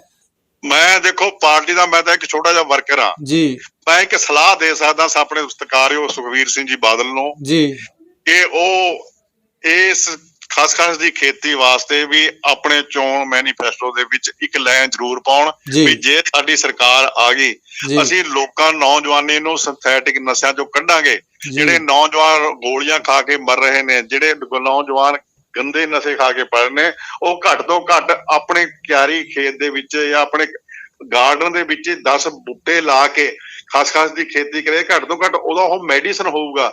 ਹੁਣ ਬਾਹਰਲੇ ਮੈਂ ਦੇਖਿਆ, ਕੈਨੇਡਾ 'ਚ ਮੈਂ ਗਿਆ, ਅਮਰੀਕਾ ਦੇ ਵਿੱਚ ਵੀ ਦੇਖਿਆ, ਮੈਂ ਇੰਗਲੈਂਡ 'ਚ ਵੀ ਗਿਆ, ਉੱਥੇ ਲੋਕਾਂ ਨੇ ਆਪਣੇ ਜਿਹੜੇ ਗਾਰਡਨ ਨੇ ਉਹਦੇ ਵਿੱਚ ਬੂਟੇ ਲਾਏ ਹੋਏ ਨੇ। ਜੀ ਪੋਪੀ ਫਲਾਵਰ ਮੈਂ ਕਿਹਾ ਜਾਂਦਾ ਹੈ ਜੀ, ਪੋਪੀ ਮੈਂ ਫਲਾਵਰ ਮੈਂ ਖੁਦ ਇੱਕ ਦੇ ਘਰ ਗਿਆ, ਮੈਨੂੰ ਕਹਿਣ ਲੱਗਾ ਤੁਹਾਨੂੰ ਭੁਰਜੀ ਖਾਣੀ ਆ। ਮੈਂ ਕਾਹਦੀ ਆ, ਤੂੰ ਦੱਸਿਓ ਕਾਹਦੀ ਹੈ। ਜੀ ਉਹਨੇ ਜਿਹੜੇ ਖਾਸ ਦੇ ਫੁੱਲ ਸੀਗੇ ਉਹਦੇ ਤੋੜ ਕੇ ਨਾ ਉਹਨੇ ਮੈਨੂੰ ਭੁਰਜੀ ਬਣਾ ਕੇ ਖਵਾਈ। ਮੈਂ ਬਹੁਤ ਵਧੀਆ, ਕਾਹਦੀ ਭੁਰਜੀ ਹੈ? ਕਹਿੰਦਾ ਤੁਸੀਂ, ਤੁਹਾਨੂੰ ਪਤਾ ਹੀ ਨਹੀਂ। ਮੈਂ ਕਹਿੰਦਾ ਇਹ ਖਾਸ ਦੇ ਫੁੱਲਾਂ ਦੀ ਖੇਤੀ ਹੈ। ਤੁਸੀਂ ਦੇਖੋ, ਮੈਨੂੰ ਅੱਧੇ ਘੰਟੇ ਬਾਅਦ ਆਪਣੇ ਆਪ ਨੂੰ ਏਦਾਂ ਹਲਕਾ ਮਹਿਸੂਸ ਹੋਇਆ ਜਿੱਦਾਂ ਫਰੈਸ਼ ਹੁੰਦਾ ਬੰਦਾ ਨਹਾ ਕੇ। ਇਸ ਲਈ ਮੈਂ ਸੁਖਬੀਰ ਸਿੰਘ ਜੀ ਬਾਦਲ ਨੂੰ, ਸ਼੍ਰੋਮਣੀ ਅਕਾਲੀ ਦਲ ਨੂੰ ਕਹਾਂਗਾ ਕਿ ਆਪਣੀ ਸਰਕਾਰ 100% ਆਏਗੀ, 100%। ਜੀ ਕਿਉਂਕਿ ਹਰ ਬੰਦਾ ਅੱਜ ਸਿੰਥੈਟਿਕ ਨਸ਼ਿਆਂ ਤੋਂ ਦੁਖੀ ਹੈ। ਅਗਰ ਉਹਨਾਂ ਦਾ ਜਿਹੜੀ ਜਾਨ ਬਚ ਜਾਏ ਆ ਸਿੰਥੈਟਿਕ ਨਸ਼ਿਆਂ ਤੋਂ, ਉਹ ਜਿਹੜੇ ਕੁਦਰਤੀ ਨਸ਼ੇ ਨੇ, ਇਹਨੂੰ ਕੁਦਰਤੀ ਨਸ਼ਾ ਹੈ ਜੀ ਕਿਉਂਕਿ ਇਹ ਫੁੱਲ ਤੋਂ ਪੈਦਾ ਹੋਣਾ, ਬੂਟੇ ਤੋਂ ਪੈਦਾ ਹੋਣਾ, ਕੋਈ ਇਹਦੇ ਵਿੱਚ ਮਿਲਾਵਟ ਨਹੀਂ ਹੋਣੀ ਹੈਗੀ। ਸਿੰਥੈਟਿਕ ਨਸ਼ੇ 100 ਮਿਲਾਵਟਾਂ ਨੇ, ਕੀ ਜ਼ਹਿਰ ਕੀ ਪੈਂਦੀ ਹੈ। ਇਸ ਲਈ ਮੈਂ ਕਹਿੰਦਾ ਸਰਕਾਰ ਉਸੇ ਦੀ ਬਣੂਗੀ ਜਿਹੜਾ ਇਸ ਦੀ ਖੁੱਲ੍ਹ ਦੇਗਾ। ਮੈਂ ਤਾਂ ਆਪਣੀ ਪਾਰਟੀ ਸ਼੍ਰੋਮਣੀ ਨੂੰ ਕਹਾਂਗੇ ਕਿ ਸੁਖਬੀਰ ਸਿੰਘ ਬਾਦਲ ਨੂੰ ਚਾਹੀਦਾ ਕਿ ਆਪਣੇ ਚੋਣ ਮੈਨੀਫੈਸਟੋ ਦੇ ਵਿੱਚ ਇੱਕ ਲਾਈਨ ਜ਼ਰੂਰ ਪਾਉਣ ਵੀ ਜੇ ਸਾਡੀ ਸਰਕਾਰ ਬਣੀ, ਅਸੀਂ ਲਿਮਿਟੇਸ਼ਨ ਦੇ ਵਿੱਚ ਜਿੰਨੀ ਕਿ ਬੰਦੇ ਨੂੰ ਲੋੜ ਹੈ ਓਨੀ ਖੇਤੀ ਕਰਨ ਦੀ ਅਸੀਂ ਇਜਾਜ਼ਤ ਦੇਵਾਂਗੇ। ਜਿਹਨਾਂ ਦੇ ਵਿੱਚ ਕੋਈ ਪੁਲਿਸ ਜਾਂ ਕੋਈ ਵੀ ਉਹਨੂੰ ਫੜੇਗਾ ਨਹੀਂ, ਉਹ ਆਪਣੇ ਜੋਗਾ ਆਪਣਾ ਆਪ ਕੰਮ ਕਰੇ। ਬਿਲਕੁਲ ਖਾਨਪੁਰ ਸਾਹਿਬ, ਜਿਸ ਤਰੀਕੇ ਨਾਲ ਨੌਜਵਾਨ ਅੱਜ ਸਿੰਥੈਟਿਕ ਨਸ਼ੇ ਤੇ ਲੱਗੇ ਹੋਏ ਨੇ, ਜਿਸ ਤਰੀਕੇ ਨਾਲ ਲੁੱਟਾਂ ਖੋਹਾਂ ਕਰਦੇ ਨੇ, ਕਿਉਂਕਿ ਨਸ਼ੇ ਦੀ ਤੋੜ ਲੱਗਦੀ ਹੈ, ਪੈਸੇ ਖਤਮ ਹੋ ਜਾਂਦੇ ਨੇ, ਕਿਉਂਕਿ ਨਸ਼ਾ, ਚਿੱਟੇ ਦੀ ਗੱਲ ਕਰੀਏ, ਸਮੈਕ ਦੀ ਗੱਲ ਕਰੀਏ, ਮਹਿੰਗਾ ਮਿਲਦਾ ਹੈ ਤਾਂ ਤੋੜ ਲੱਗਦੀ ਹੈ, ਲੁੱਟਾਂ ਖੋਹਾਂ ਕਰਦੇ ਨੇ, ਗਲਤ ਰਾਸਤੇ ਤੇ ਜਾਂਦੇ ਨੇ, ਫਿਰ ਲੁੱਟਾਂ ਦੇ ਪਰਚੇ ਪੈ ਜਾਂਦੇ ਨੇ। ਕਿਤੇ ਨਾ ਕਿਤੇ ਜੇਕਰ ਉਹਨਾਂ ਨੂੰ ਇਸ ਕੁਦਰਤੀ ਨਸ਼ੇ ਦਾ ਕਾਰਡ ਬਣਦਾ ਹੈ ਤਾਂ ਉਹ ਕਿਤੇ ਨਾ ਕਿਤੇ ਆਪਣੀ ਇੱਕ ਵਧੀਆ ਜ਼ਿੰਦਗੀ ਬਤੀਤ ਕਰ ਸਕਦੇ ਨੇ। ਕੀ ਕਹੋਗੇ? ਸਮਾਂ ਥੋੜਾ ਜਿਹਾ ਘੱਟ ਹੈ, ਥੋੜੇ ਸ਼ਬਦਾਂ 'ਚ ਜਵਾਬ ਦਿਓ ਜੀ। ਗੁਰਪ੍ਰੀਤ ਜੀ ਦੱਸੋ ਮੈਨੂੰ ਕਿ ਅੱਜ ਤੱਕ ਮੈਂ ਆਪਣੀ ਜ਼ਿੰਦਗੀ 'ਚ ਦੇਖਿਆ 70-75 ਸਾਲ ਦੀ ਉਮਰ ਜੀ, ਕਦੇ ਵੀ ਕਿਸੇ ਅਫੀਮ ਖਾਣ ਵਾਲੇ ਨੇ ਕਿਸੇ ਤੋਂ ਖੋਹ ਨਹੀਂ ਕੀਤੀ ਜੀ ਬਿਲਕੁਲ। ਕਿਸੇ ਅਫੀਮ ਜਾਂ ਭੁੱਕੀ ਖਾਣ ਵਾਲੇ ਨੇ ਖੁਦਕਸ਼ੀ ਨਹੀਂ ਕੀਤੀ ਜੀ, ਕਿਸੇ ਅਫੀਮ ਖਾਣ ਵਾਲੇ ਨੇ ਕੋਈ ਮਤਲਬ ਕਿਸੇ ਦੇ ਨਾਲ ਕ੍ਰਾਈਮ ਨਹੀਂ ਕੀਤਾ। ਸਿਰਫ ਉਹ ਆਪਣੇ ਸਰੀਰ ਨੂੰ ਤੰਦਰੁਸਤ ਰੱਖਣ ਲਈ, ਆਪਣੇ ਸਰੀਰ ਨੂੰ ਕਾਇਮ ਕਰਨ ਲਈ। ਮੈਂ ਕਈ ਪੋਸਟਾਂ ਦੇਖਿਆ, ਕਈ ਮਾਤਾਵਾਂ ਰੌਲਾ ਪਾਉਂਦੀਆਂ ਨੇ ਬਈ ਮਰ ਜਾਓ ਤੁਸੀਂ ਸਰਕਾਰ ਵਾਲਿਓ, ਉਦੋਂ ਭੁੱਕੀ ਦਾ ਦੇ ਦਿਓ, ਅਸੀਂ ਤਾਂ ਮਰ ਗਏ, ਅਸੀਂ ਭੁੱਕੀ ਖਾਂਦੇ ਹੁੰਦੇ ਸੀ ਪਹਿਲਾਂ ਤੇ 10-10 ਘੰਟੇ ਖੇਤਾਂ 'ਚ ਕੰਮ ਕਰਦੇ ਬਿਲਕੁਲ। ਅਸੀਂ ਵੀ ਦੇਖਿਆ ਪਿੰਡਾਂ ਵਾਲੀਆਂ ਔਰਤਾਂ ਵੀ ਖਾਂਦੀਆਂ ਰਹੀਆਂ ਤੇ ਜਿਵੇਂ ਮੈਂ ਪਹਿਲਾਂ ਦੱਸਿਆ ਵੀ ਜੰਮ ਕੇ ਕੰਮ ਕਰਦੀਆਂ ਸੀ, ਖੇਤ 'ਚ ਵਾਰੀ ਨਹੀਂ ਪੈਣ ਦਿੰਦੀਆਂ ਸੀ। ਮੈਂ ਤੁਹਾਨੂੰ ਆਪਣੇ ਅੱਖੀ ਦੱਸਦਾ, ਮੇਰੇ ਨਾਨਕੇ ਸੰਗਰੂਰ ਜ਼ਿਲ੍ਹੇ ਵਿੱਚ ਦਿੜਬਾ ਪਿੰਡ ਹੈਗਾ ਜੀ। ਅੱਜ ਤੋਂ ਮੈਂ ਕੋਈ 60 ਸਾਲ 65 ਸਾਲ ਪੁਰਾਣੀ ਗੱਲ ਦੱਸਦਾ। ਉਧਰ ਨਰਮੇ, ਮਿਰਚਾਂ, ਕਪਾਹ ਕਹਿੰਦੇ ਸੀ, ਬਹੁਤ ਹੁੰਦੇ ਸੀ ਜੀ। ਇਹ ਜਨਾਨੀਆਂ ਆਮ ਕੰਮ ਕਰਦੀਆਂ। ਸਵੇਰੇ ਬੰਦੇ ਨੇ ਸਵੇਰੇ ਹਲ ਚਲੇ ਜਾਣਾ ਤੇ ਜਨਾਨੀ ਟੋਕਰਾ ਰੋਟੀਆਂ ਦਾ ਭਰ ਕੇ, ਲੱਸੀ ਸਾਰਾ ਕੁਝ ਲੈ ਕੇ ਚਲੇ ਜਾਣਾ ਤੇ ਬੱਚੇ ਨੂੰ ਗੋਦੀ ਆਪਣੇ ਪਿਛਲੇ ਪਾਸੇ ਲਾ ਲੈਣਾ ਤੇ ਜਦੋਂ ਬੱਚੇ ਨੂੰ ਰੋਣਾ ਨਾ, ਉਹਨੂੰ ਦੁੱਧ ਚਗਾਉਣਾ। ਦੁੱਧ ਚਗਾਉਣ ਤੋਂ ਪਹਿਲਾਂ ਥੋੜਾ ਜਿਹਾ ਸਰੋਂ ਜਿੰਨਾ ਦਾਣਾ ਆਪਣੀ ਬਰਸ਼ ਦੇ ਉੱਤੇ ਲਾ ਕੇ ਬੱਚੇ ਨੂੰ ਚਗਾਉਂਦੀਆਂ ਸੀਗੇ ਕਿ ਬੱਚਾ ਉਸ ਦੁੱਧ ਦੇ ਵਿੱਚ ਜਿਹੜੀ ਅਫੀਮ ਹੈ ਉਹ ਲੈ ਲੈਂਦਾ ਸੀ ਤੇ ਐਨ ਮਸਤੀ ਨਾਲ ਸੌਂਦਾ ਸੀ ਤੇ ਮਾਂ ਪੂਰੇ 8-8, 10-10 ਘੰਟੇ ਕੰਮ ਕਰਦੀਆਂ ਸੀ। ਇਸੇ ਤਰ੍ਹਾਂ ਜਿਹੜੇ ਹਲ ਕਮਾਉਂਦੇ ਸੀ, ਨਰਮਾ ਚੁਗਦੇ ਸੀ ਜਾਂ ਗਡਾਈਆਂ ਕਰਦੇ ਸੀ, ਟੋਕਾ ਕੁਤਰਦੇ ਸੀ, ਕੋਈ ਵੀ ਖੇਤੀ ਦਾ ਕੰਮ, ਤਕਰੀਬਨ ਸਾਰੇ ਹੀ ਥੋੜੀ ਅਫੀਮ। ਇਹਨੂੰ ਕਹਿੰਦੇ ਸੀ ਯਾਰ ਮਾਲ ਹੈ ਥੋੜਾ ਮੋਟਾ ਕੋਈ ਦੇ। ਔਰ ਜਿਹੜੇ ਅਫੀਮ ਖਾਂਦੇ ਸੀ ਉਹਨਾਂ ਦਾ ਆਪਣੇ ਸ਼ੌਕ ਹੁੰਦੇ ਸੀ। ਉਹਨਾਂ ਨੇ ਚਾਂਦੀ ਦੀਆਂ ਡੱਬੀਆਂ ਬਣਾਈਆਂ ਹੋਈਆਂ ਸੀ, ਚਾਂਦੀ ਦੀ ਡੱਬੀ ਦੇ ਵਿੱਚੋਂ ਪਾ ਕੇ ਰੱਖਦੇ ਸੀ ਤੇ ਜਿੱਦਾਂ ਹਰ ਇੱਕ ਕੋਈ ਬੰਦਾ ਉਹ ਆਇਆ ਉਹਨੂੰ ਪੁੱਛਦੇ ਸੀ ਲੈ ਯਾਰ ਥੋੜਾ ਲੈ ਲੈ, ਥੋੜਾ ਜਿਹਾ ਮਾਵਾ ਲੈ ਲੈ, ਤਗੜਾ ਹੋ ਜਾਏ। ਇੱਕ ਆਓ ਭਗਤ ਹੁੰਦੀ ਸੀ, ਇੱਕ ਸੇਵਾ ਹੁੰਦੀ ਸੀ। ਜਿਵੇਂ ਆਪਾਂ ਆਏ ਗਏ ਨੂੰ ਕਹਿੰਦੇ ਵੀ ਆਪਣੇ ਰਿਸ਼ਤੇਦਾਰ ਆਏ, ਲਿਆ ਵੀ ਬੋਤਲ ਲਿਆ ਬਲੈਕ ਡੌਗ ਲੈ ਕੇ ਆ, ਲਿਆ ਸਿਗਨੇਚਰ ਲਿਆ, ਫਲਾਣੀ ਲਿਆ। ਇਸੇ ਤਰ੍ਹਾਂ ਉਹ ਚਾਂਦੀ ਦੀ ਡੱਬੀ ਖੋਲ ਕੇ ਅਗਲੇ ਨੂੰ ਆਫਰ ਕਰਦੇ ਸੀਗੇ, ਲੈ ਵੀ ਰਿਸ਼ਤੇਦਾਰ ਆਇਆ, ਲੈ ਵੀ ਲੈ। ਉਹ ਵੀ ਬੜਾ ਖੁਸ਼ ਹੁੰਦਾ ਸੀ ਕਿ ਮੈਂ ਉੱਥੇ ਮਾਲ ਹੈ, ਬੜਾ ਪਿਓਰ ਮਾਲ ਸੀ ਕਿਉਂਕਿ ਮਿਲਾਵਟ ਤਾਂ ਹੁੰਦੀ ਨਹੀਂ ਸੀ। ਜਿਹੜੀ ਅੱਜ ਵੀ ਅਫੀਮ ਤੋਂ ਮਿਲਦੀ ਹੈ ਉਹ ਨਿਰੀ ਪਤਾ ਨਹੀਂ ਕੀ ਉਹਦੇ ਜ਼ਹਿਰ ਮਲਾਈ ਹੁੰਦੀ ਹੈ, ਕੀ ਨਾ ਉਹਦਾ ਖਾਣ ਦਾ ਸਵਾਦ ਹੈ, ਨਾ ਹੀ ਕੋਈ ਉਹ ਨਸ਼ਾ ਕਰਦੀ ਹੈ। ਤੇ ਇਹੀ ਹਾਲ ਜੋ ਭੁੱਕੀ ਹੈ, ਭੁੱਕੀ ਦੇ ਵਿੱਚ ਇਹ ਲੱਕੜੀ ਦਾ ਚੂਰਾ ਬਣਾ ਕੇ ਜਿਹੜੀ ਫੜੀ ਵੀ ਜਦੋਂ ਜਾਂਦੀ ਹੈ ਜਾਂ ਅਫੀਮ ਫੜੀ ਜਾਂਦੀ ਹੈ ਜਾਂ ਭੁੱਕੀ ਫੜੀ ਜਾਂਦੀ ਹੈ, ਉਹ ਥਾਣਿਆਂ ਦੇ ਵਿੱਚ ਰੁਲਦੀ ਹੈ। ਉਹ ਥਾਣੇ ਵਾਲੇ ਹੀ ਉਹ ਥੋੜੀ ਕਰਕੇ ਲੋਕਾਂ ਨੂੰ ਵੇਚੀ ਜਾਂਦੇ ਨੇ। ਉਹਨਾਂ ਦੀਆਂ ਇਹ ਮੌਜਾਂ ਲੱਗੀਆਂ ਹੋਈਆਂ ਨੇ। ਅਗਰ ਇਹਦੇ ਉੱਤੋਂ ਬੈਨ ਚੱਕਿਆ ਜਾਵੇ, ਨਾ ਇਹਦੀ ਪਾਬੰਦੀ ਹੋਏਗੀ, ਨਾ ਕੋਈ ਫੜਿਆ ਜਾਊਗਾ, ਸਿੰਥੈਟਿਕ ਨਸ਼ਿਆਂ ਤੋਂ ਬਚ ਜਾਏਗਾ ਤੇ ਪੰਜਾਬੀ ਸਾਡੇ ਨੌਜਵਾਨ ਜਿਹੜੇ ਹੈਗੇ ਨੇ ਉਹ ਤੰਦਰੁਸਤੀ ਤੇ ਚੜ੍ਹਦੀ ਕਲਾ ਵਿੱਚ ਆਉਣਗੇ। ਜੀ ਜਥੇਦਾਰ ਜੀ, ਤੁਸੀਂ ਇਸ ਬਾਬਤ ਸਾਡੇ ਪ੍ਰੋਗਰਾਮ 'ਚ ਸਾਡਾ ਹਿੱਸਾ ਬਣੇ ਤੇ ਗੱਲਬਾਤ ਕੀਤੀ। ਬਹੁਤ ਵਧੀਆ ਵਿਚਾਰ ਸੀ ਤੁਹਾਡੇ। ਤੁਸੀਂ ਜਿਵੇਂ ਕਿਹਾ ਵੀ ਅਫੀਮ ਹੈ ਜੋ ਖਾ ਕੇ ਬੰਦਾ ਵਧੀਆ ਕੰਮ ਕਰਦਾ ਸੀ ਤੇ ਵਧੀਆ ਆਪਣੀ ਖੁਰਾਕਾਂ ਵੀ ਚੰਗੀਆਂ ਹੁੰਦੀਆਂ ਸੀ ਤੇ ਕਿਸ ਤਰੀਕੇ ਨਾਲ ਨੌਜਵਾਨੀ ਨੂੰ ਵੀ ਬਚਾਇਆ ਜਾ ਸਕਦਾ। ਆਸ ਕਰਦੇ ਹਾਂ ਤੁਹਾਡੇ ਇਹ ਵਿਚਾਰ ਸਾਡੇ ਦਰਸ਼ਕਾਂ ਨੂੰ ਵਧੀਆ ਲੱਗੇ ਹੋਣੇ। ਸੋ ਜਥੇਦਾਰ ਸਾਹਿਬ, ਅਸੀਂ ਹੁਣ ਇਜਾਜ਼ਤ ਲੈਣਾ ਚਾਹਾਂਗੇ। ਬਹੁਤ ਬਹੁਤ ਗੁਰਪ੍ਰੀਤ ਜੀ, ਬਹੁਤ ਬਹੁਤ ਧੰਨਵਾਦ ਤੁਹਾਡਾ ਏਵਨ ਮੀਡੀਆ ਦਾ ਤੇ ਸ਼ਬਦਾਂ ਤੱਕ ਦਾ ਮੀਡੀਆ, ਬਹੁਤ ਬਹੁਤ ਧੰਨਵਾਦ ਜੀ, ਬਹੁਤ ਬਹੁਤ ਧੰਨਵਾਦ ਜੀ। ਇਹ ਸਨ ਜਥੇਦਾਰ ਪ੍ਰੀਤਮ ਸਿੰਘ ਖਾਨਪੁਰ ਵੜਿੰਗ, ਜਿਨ੍ਹਾਂ ਨੇ ਆਪਣੇ ਵਿਚਾਰ ਸਾਡੇ ਨਾਲ ਰੱਖੇ। ਖਾਨਪੁਰ ਸਾਹਿਬ ਨੇ ਜਿਵੇਂ ਕਿਹਾ ਵੀ ਫੀਮ ਦੀ ਜੋ ਖੇਤੀ ਹੈ ਉਸ ਦੀ ਪੰਜਾਬ 'ਚ ਵੀ ਇਜਾਜ਼ਤ ਦਿੱਤੀ ਜਾਏ, ਜਿਸ ਨਾਲ ਨੌਜਵਾਨੀ ਵੀ ਬਚਾਈ ਜਾ ਸਕਦੀ ਹੈ ਤੇ ਜੋ ਕੰਮਕਾਰ ਨੇ ਉਹਨਾਂ 'ਚ ਵੀ ਬੰਦਾ ਵੱਧ ਚੜ੍ਹ ਕੇ ਵਧੀਆ ਤਰੀਕੇ ਨਾਲ ਕਰ ਸਕਦਾ ਹੈ ਤੇ ਹੋਰ ਜੋ ਲੁੱਟਾਂ ਖੋਹਾਂ ਹੁੰਦੀਆਂ ਨੇ ਇਹਨਾਂ ਨਸ਼ਿਆਂ ਕਰਕੇ, ਉਹਨਾਂ ਤੇ ਵੀ ਕਿਤੇ ਨਾ ਕਿਤੇ ਠੱਲ ਪਾਈ ਜਾ ਸਕਦੀ ਹੈ। ਤੇ ਜਿਵੇਂ ਇਹਨਾਂ ਨੇ ਕਿਹਾ ਵੀ ਹੁਣ ਵੀ ਜੋ ਲੀਡਰ ਨੇ ਉਹ ਜਿਹੜੇ ਆਪਣੇ ਭਾਸ਼ਣ ਦਿੰਦੇ ਨੇ ਉਹਨਾਂ ਦੀ ਵੀ ਥੋੜ੍ਹੀ ਬਹੁਤੀ ਖਾਈ ਹੁੰਦੀ ਹੈ, ਜਾਂ ਜੇਕਰ ਉਹਨਾਂ ਨੇ ਹੋਰ ਗੱਲ ਕੀਤੀ ਵੀ ਆਮ ਬੰਦੇ ਹੁਣ ਜਿਹੜੇ ਵਧੀਆ ਕੰਮਕਾਰ ਕਰਦੇ ਨੇ ਉਹ ਵੀ ਤਰੀਕੇ ਨਾਲ ਥੋੜ੍ਹੀ ਖਾਈ ਜਾਂਦੇ ਨੇ। ਸੋ ਕਿਤੇ ਨਾ ਕਿਤੇ ਸਰਕਾਰਾਂ ਨੂੰ ਚਾਹੀਦਾ ਵੀ ਇਸ ਵੱਲ ਵੀ ਇੱਕ ਕਦਮ ਪੁੱਟਿਆ ਜਾ ਸਕੇ ਤਾਂ ਜੋ ਆਉਣ ਵਾਲੇ ਸਮੇਂ 'ਚ ਪੰਜਾਬ ਤੇ ਨੌਜਵਾਨੀ ਨੂੰ ਬਚਾਇਆ ਜਾ ਸਕੇ। ਜਿਵੇਂ ਸਾਡੀ ਨੌਜਵਾਨੀ ਨਸ਼ੇ ਦੀ ਇਸ ਦਲਦਲ 'ਚ ਗਰਕ ਹੁੰਦੀ ਜਾ ਰਹੀ ਹੈ, ਜਾਂ ਦੂਜੇ ਤਰੀਕੇ ਨਾਲ ਮੈਂ ਕਹਾਂ ਸਿੰਥੈਟਿਕ ਨਸ਼ਾ ਕਾਰਨ ਇੱਕ ਤਰੀਕੇ ਨਾਲ ਨਪੁੰਸਕ ਵੀ ਹੁੰਦੀ ਜਾ ਰਹੀ ਹੈ, ਉਸ ਤੋਂ ਵੀ ਬਚਾਅ ਕੀਤਾ ਜਾ ਸਕੇ। ਇਹੋ ਜਿਹੀਆਂ ਹੋਰ ਵੀਡੀਓ ਤੇ ਹੋਰ ਖਬਰਾਂ ਦੇਖਣ ਲਈ ਤੁਸੀਂ ਦੇਖਦੇ ਰਹੋ ਸ਼ਬਦਾਂ ਦੀ ਤਾਕਤ ਏਵਨ ਮੀਡੀਆ। ਮੈਂ ਕਿਸੇ ਹੋਰ ਖਬਰ ਜਾਂ ਕਿਸੇ ਹੋਰ ਵਿਸ਼ੇ ਨੂੰ ਲੈ ਕੇ ਤੁਹਾਡੇ ਫਿਰ ਮੁਖਾਤਬ ਹੋਵਾਂਗਾ। ਉਦੋਂ ਤੱਕ ਲਈ ਮੈਨੂੰ ਦਿਓ ਇਜਾਜ਼ਤ। ਧੰਨਵਾਦ।